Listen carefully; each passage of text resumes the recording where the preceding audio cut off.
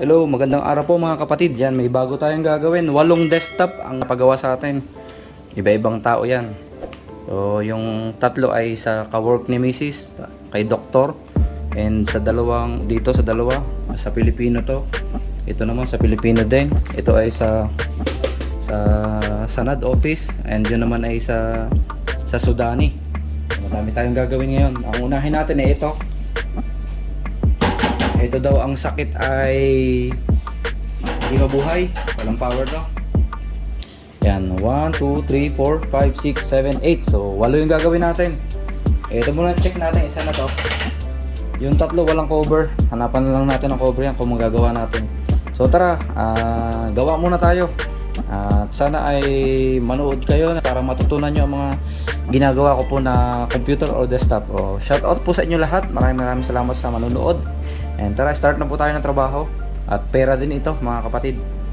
So ito, nakaakit na ngayon dito sa ating gawaan. Ito ay laging naka-ready na yung gawaan ko. May monitor na at may mga cables na dito.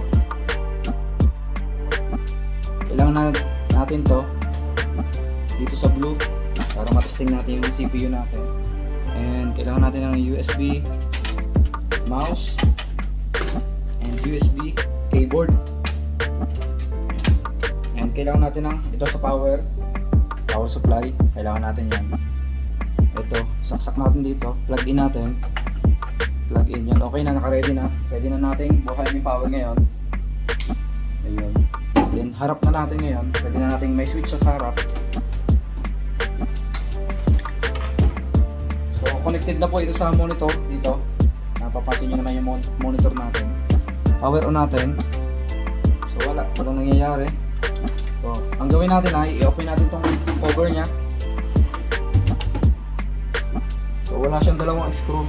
Inipit lang na may-ari ito. May lock na konti dito. Ganun lang ginagawa ko. Napakaluma na po ng CPU na to. At wala na masyadong gumagamit. Ganitong kaluma. And slide loop lang pa ganon. Makita natin kung ano. Ayun, may ilaw yung desktop, yung board. Ayun o, makikita nyo may ilaw sa loob. Ayun o, may ilaw na kulay green. Ito, patayin natin. Tanggalin natin tong power supply. Mawawala yung ilaw. Tatanggalan natin to. Ayun, nawala yung ilaw. Ayun, pa-plug in ulit natin.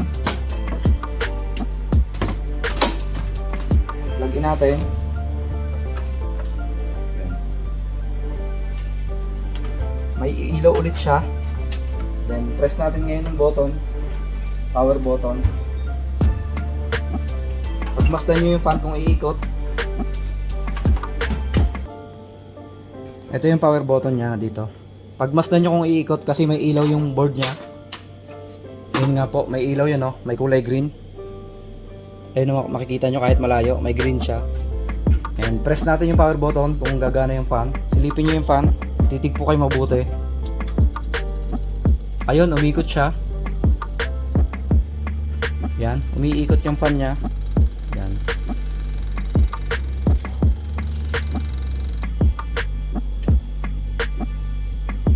Ayan ang nangyayari sa kanyang fan, namamatay.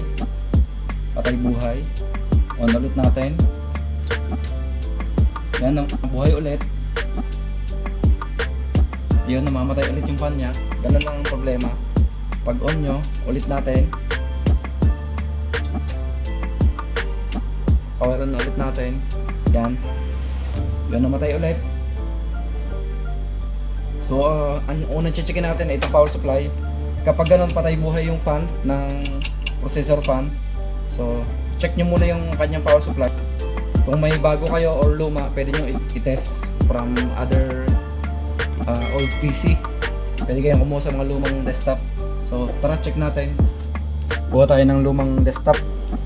Pin natin to.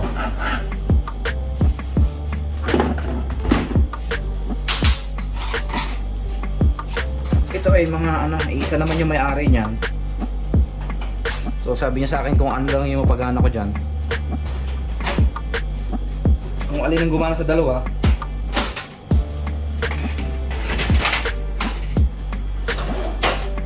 Yan, tanggal na yung mga niya. Na-repair na daw na. Ibang technician to.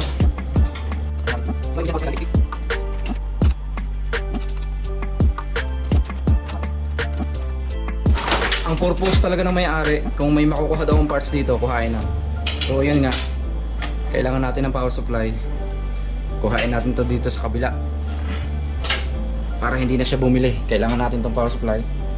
So yan, nabaklas na natin yung power supply galing sa isang lumang desktop. Sa kanya din naman yun, isang may-ari. So kung ano daw yung makakahoy kong pyesa, kuhain ko na sa kabila. So ito na lang, hindi na siya bibili. Tapos tingnan natin kung gagana to. Kung gagana to, ito na yung ikakabit natin. So original to, galing tong HP. Tara, kabit na natin. Tanggalin nyo lang yung ito muna, unplug nyo yung power cable para safe tayo. Itong 4 pin, alisin nyo. Yan yung 4 pin, alisin natin yung 4 pin. Ganun lang. Then yung kanyang pinaka main power source natin, tong 26 pin na power supply, itong connector, naalis na natin. Then ang gagawin nyo, ikabit nyo din yung kanyang luma, galing sa luma to. Yan. Ganun din, pagka-connect doon lang din yung 26 pin na yun. Then itong 4 pin dito sa kabila. So tara, hindi na kasya.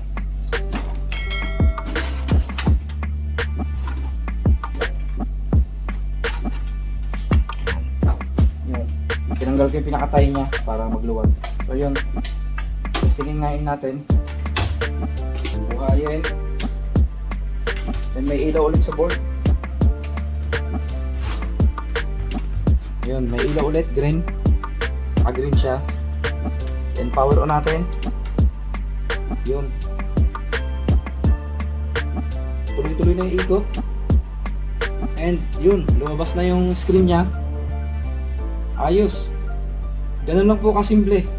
Power supply lang po ang problema. Ayan, nag-okay na, nag-boot na siya. Ganun lang po ang problema kapag pinower on nyo and hindi magtuloy yung ikot ng processor fan. Ang problema lang po ay power supply. Unang-una nyo checkin itong power supply natin.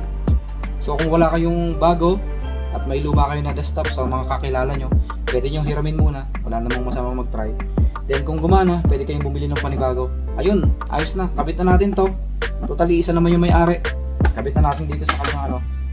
Para ma-testing natin ang ayos yun. Makikita nyo sa monitor. Nag-boot na siya. Teka, lagyan natin ayos. Ayun. So tara, patayin muna natin.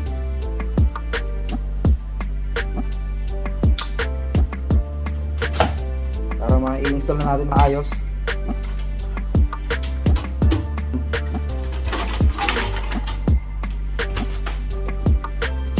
So tanggalin natin yung luma. Ito.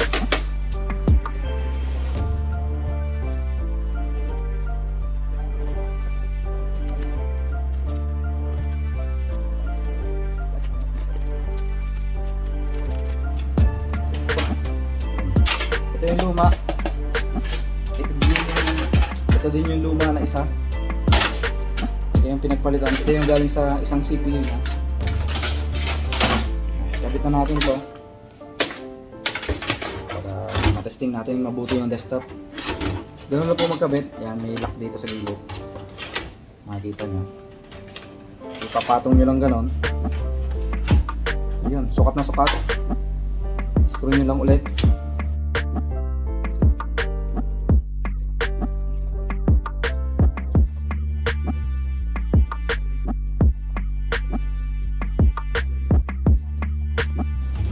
Ang gagawin ulit natin, 26 pin do sa ano ulit niya. Iisa lang naman ang connector niya, hindi kayo malilito. 26 pin. Alisin natin itong, hindi na ito kailangan. Hindi na natin kailangan itong IDE connector na to. And yung 4 pin dun ulit sa white, isa din yan, hindi po kayo malilito dyan. Okay, nakakabit na, okay na. Palitan na natin. Okay na, nakakabit na lahat. Okay na to. 26 pin. Double check natin bago i-power on. Ayos na, ayos na.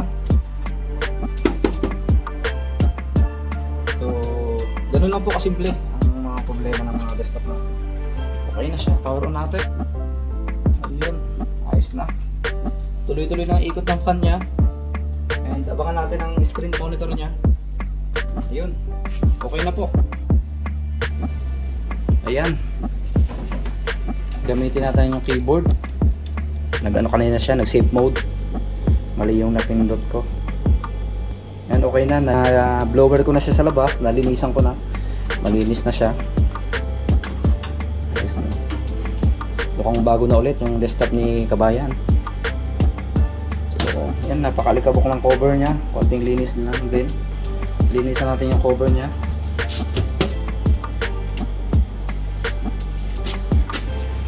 So, isa na naman desktop ang nagawa natin. Napapower on natin na napakabilis. Sana ay may natutunan kayo mga kapatid dito sa aking ginawa na to.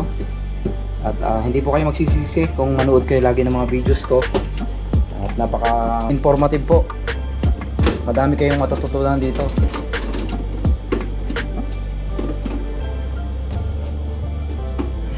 Okay na. Then wala siyang lock. Bigyan ko siya na mamaya ng dalawang screw. Dito.